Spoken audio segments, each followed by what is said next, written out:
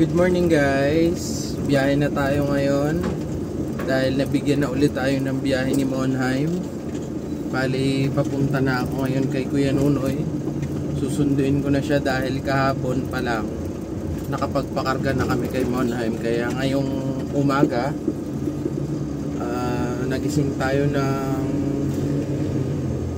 3:40, rekta na sa CR, maligo. Tapos ngayon sana pagkadating ko sa Eusebio Tulay ay makakasakay agad si Kuya Nunoy kasi medyo malayo yung biyahe namin. Matraffic pa pati sa lugar na yun, Valenzuela guys. Dun yung biyahe namin ngayon. Bali magbababa na nga pala tayo guys sa first drop. At grabe yung parking dito pala sa Ever Dalandanan, 100. Tinalo pa yung SM. Kaya ang gagawin namin ngayon ni Kuya Nunoy, ibababa lang namin yung item, tapos aalis din ako agad dahil hindi naman nare-reimburse yung parking. At yan na nga ang buhay tracking guys. Oh yeah, si Kuya Nunoy si Kuya Nunoy binackflip na yung agad.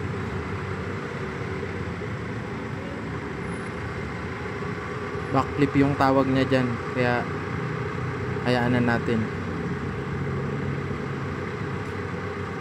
Pero backload talaga yan kasi pinapasan mo sa likod, edi backload. Tatlong balik ni Kuya Nunoy yan guys. Ayan na nga. Natapos tayo sa Welcon at may problema sa resibo. Natapos na rin tayo sa Ever Maisan. Kaya kain na tayo. Babalikan namin ni Kuya Nunoy yung resibo sa Welcon Valenzuela.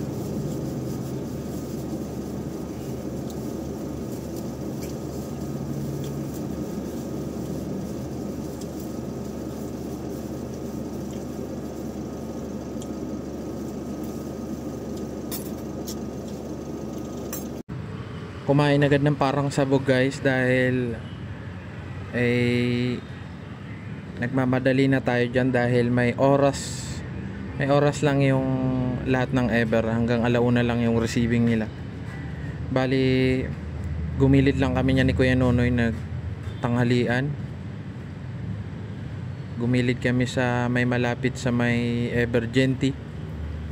At yan nga yung pang port drop natin, yung Evergenty, kasi nauna namin yung Ever Dalandanan, Welcon Depot, Ever Maisan, tapos pang port drop yung Evergenty, tapos yung last drop namin is South Supermarket. Guys, dito na nga pala tayo sa Ever ng Genty. Bali pinapaalis ako dito sa Shell dahil bawal daw mag-park dito. Sa harap nila sakto may tangkin, pinapaalis pa rin ako. Tapos sabi ko bibili ako ng kape. Ang hirap Ang hirap dito, walang parking sa Genty, sa Evergenty, sa may Valenzuela. Kaya para naman tayo ng parking, bibili tayo ng kape sa Dunkin. Dahil si Tibo dito sa Shell ng Genty, panay sita. Naiintindihan ko, trabaho nila yun.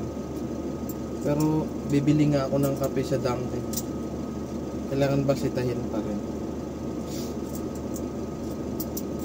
Itong si Tibo Tibom! Ng Shell Genty, ang lakas ng tinama mo.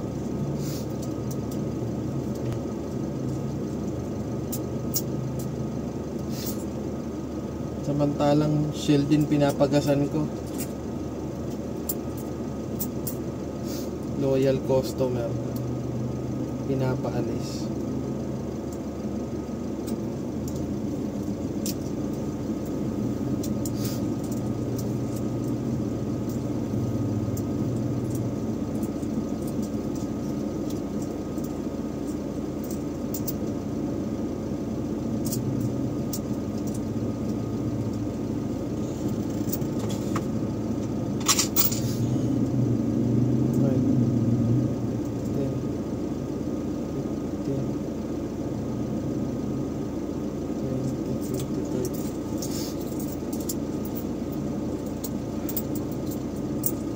marami tayong barya dito, iniipon-ipon. Ngayon magagastos dahil sa kape. Aray ko, dami nyo, no? Pwede nang ipatay yung building. Aray ko, si Tom Beach patingin-tingin na lang sa akin. Ang kulit kasi, nakailang sita sa akin kanina. Nakukulitan na ako eh.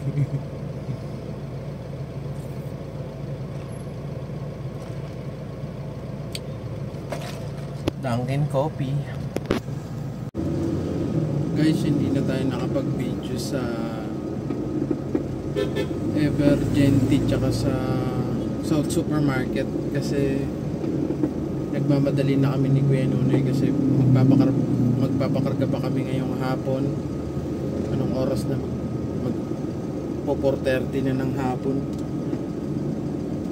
Kailangan naming umabot sa kargahan kasi mahirap kung bukas pa kami magpapakarga ay di nakakayanin ng oras. Pagka bukas pa kami nagpakarga tapos Biyernes bukas, di rin kami makakapagpakarga sa hapon kasi sobrang traffic. Kaya kailangan bukas rekta na kami biyahe matapos ng maaga makabalik din agad sa kargahan kasi mahirap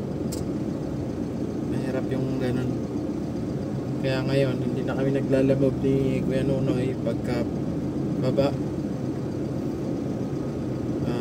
Binalikan pa namin yung resibo sa Welcon dahil nagka-problema sa DR. Kaya ngayon ginawa namin bago mag alas 12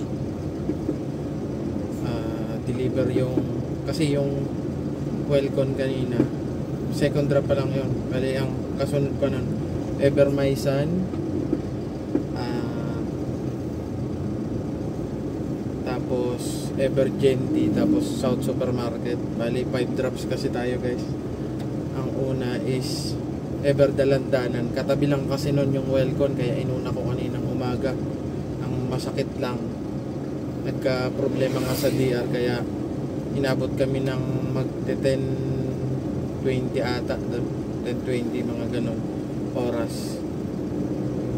Kaya sabi ng boss namin hanggang 1 lang daw yung Ever, kaya iniwan ko na muna yung resibong may problema sa DR. At yun na nga, binalikan namin. Kaya medyo na late na kami, hindi na ako nakakuha ng booking ni Lalamove para panggasana namin ni Kuya Nunoy at saka pang merienda. Wala na lahat, kailangan makabalik agad sa kargahan. Ganun yung buhay ng tracking guys. Sa mga nagbabalak mag-tracking dyan, ganun. Kailangan mo makabalik kung gusto mong hindi na magkarga bukas ng umaga, kung gusto mong rekta biyahe na. At maraming salamat sa patuloy na nanonood ng ating vlog. Alam ko hindi pa tayo ganun ka sa pagbablog, pero patuloy lang sa pagbablog, pagtatracking. Enjoyin lang natin lahat ng mga gawain natin sa buhay, kung ano man yung trabaho mo. Sa mga nanonood dyan, kung ano man yung trabaho mo, maraming salamat sa suporta, sa walang sawang panonood guys. Yun lang. At kasi tulog ang kuya mo.